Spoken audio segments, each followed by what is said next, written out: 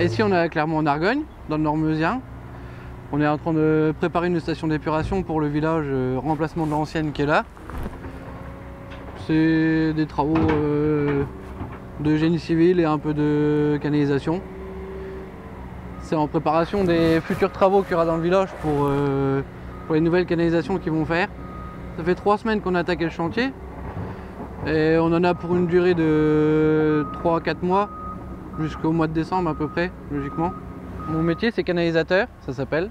On n'entend pas beaucoup, mais le but du métier c'est de poser tout ce qui est canalisation. Donc d'eau potable, d'eau usée, d'eau pluviale, tout ce qu'on récupère les eaux pluviales. Création de stations d'épuration on fait. Mais le métier le plus qu'on fait c'est beaucoup de la canalisation, beaucoup d'eau potable et d'eau usée. Donc moi mon métier ça consiste à poser des regards comme il y a derrière, poser des tuyaux, toutes sortes de tuyaux en fait, tuyaux béton, tuyaux fonte, tuyaux plastique, on pose toutes sortes de tuyaux. C'est ça le principal métier. Mais après on peut faire aussi, on peut faire de la bordure quand on refait quand on casse quelque chose, on fait de la bordure, du béton, on peut poser les gaines, ouais, mais tout ce qui est câble, tout ça on pose pas. Mais tout ce qui est gaines, tout ce qui est réseau sec on pose, tout ce qui est électricité, les PTT, tout ça on pose. Nous on est une équipe, on intervient du début jusqu'à la fin. On arrive sur le chantier, on implante la base vie, on implante le chantier et après on fait tout le chantier jusqu'à la fin, jusqu'au déménagement du chantier. J'ai commencé à l'âge de 16 ans dans une entreprise de maçonnerie. C'était une petite entreprise, on était 15. J'ai fait mon apprentissage là-haut, donc j'ai un CAP en maçonnerie. Après, pendant 6 ans, j'ai été là-haut.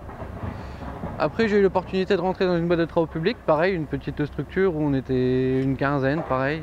Où là, j'ai commencé à poser de la canalisation et puis de la bordure, j'ai posé un peu de tout. Donc moi, j'ai un CAP en maçonnerie, j'ai pas du tout de CAP en canalisation. Et puis la vie a fait que j'ai changé de ville, donc j'ai changé de travail. Je suis venu à Sogea et là ça fait 7 ans maintenant. Les chantiers ça dure entre on va dire 15 jours si c'est des tout petits chantiers jusqu'à...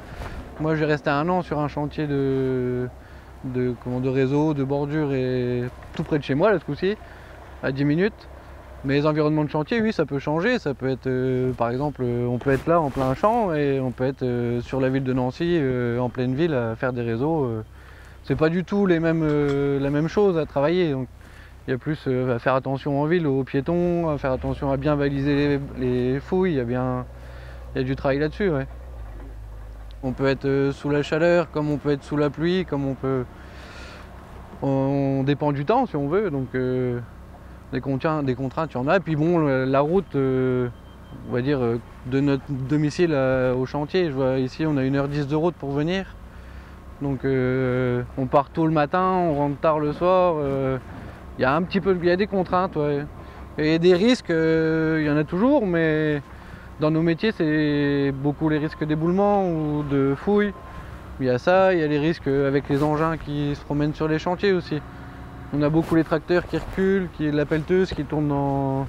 Donc bien faire attention à regarder où va ce que font les engins et essayer que les chauffeurs nous voient, quoi.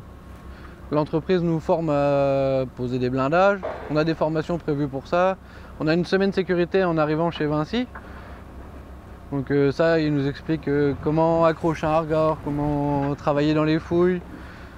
Et puis en matériel, donc on est obligé de porter tout ce qui est casque, lunettes, les EPI, quoi, les lunettes, les gants, on est obligé d'être en manches longues, pantalons, chaussures de sécurité, tout pour nous protéger, quoi, on va dire. On travaille toujours en équipe.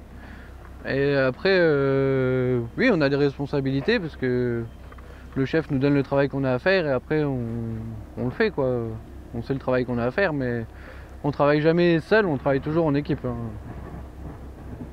Si un jeune veut venir, c'est un métier où c'est diversifié, moi je trouve que c'est un bon métier qui me plaît, moi, donc si ça intéresse, oui, ils peuvent venir, mais non, on les laisse pas tout seuls arriver sur le chantier, on est là, on est avec eux, on leur montre.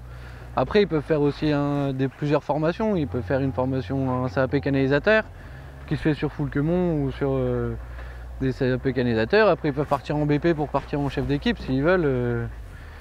Il y a plusieurs formations à faire, ouais.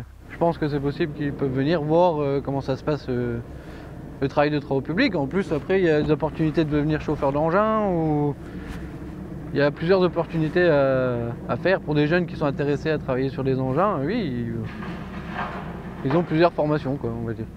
Mais ils peuvent venir voir et se former ici, quoi, dans l'entreprise. Je suis directeur d'agence chez Sogeas BTP. Donc je gère une agence à Vellenrede, dans le département de la Meurthe-et-Moselle, et un centre de travaux qui se situe à Clermont en Argonne, donc dans le département de la Meuse, et qui dépend de l'agence de Velaine.